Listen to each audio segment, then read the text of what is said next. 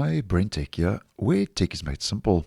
So back in January of this year, I posted a video that Microsoft could be bringing ReFS file system support to Windows.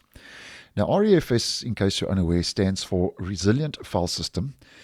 And as I mentioned in that video, which I'll leave a link to in the description, it's basically Microsoft's newest file system that at the end of the day is designed to maximize, according to Microsoft, data availability, scale efficiently to large data sets so it can support larger data sizes across diverse workloads, and also provide data integrity and resiliency to corruption. So those are the benefits, according to Microsoft, that ReFS brings over NTFS, which is the file system that is supported currently, as an example, with Windows 10 and Windows 11. And NTFS stands for New Technology File System, as many of you may know, compared to ReFS, which stands for Resilient File System.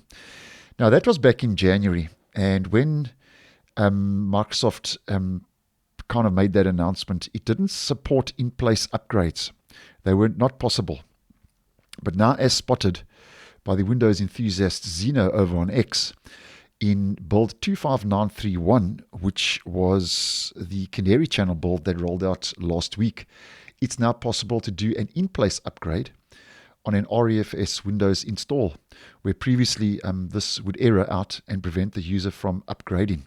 So this is just another move now that Microsoft is kind of making towards adopting this ReFS Resilient File System format. Now, in the screenshot provided, if we just zoom in here, obviously Zeno is running this in a virtual machine.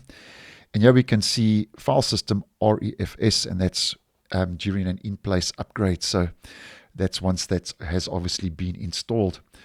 Now, at this stage, it's most probably going to take a while before Microsoft does adopt this ReFS file system when it comes to Windows. And as I've posted previously, ReFS could be supported with Windows 12. That's possibly going to be rolling out in the latter half of next year, 2024, although not confirmed by Microsoft. So with Windows 12, it could be a possibility that Microsoft will let you use NTFS or ReFS.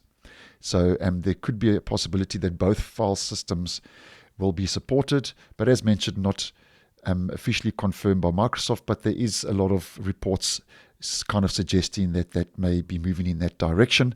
But like most things, obviously, I'll keep an eye on this one and let you guys know if I get wind of any more info.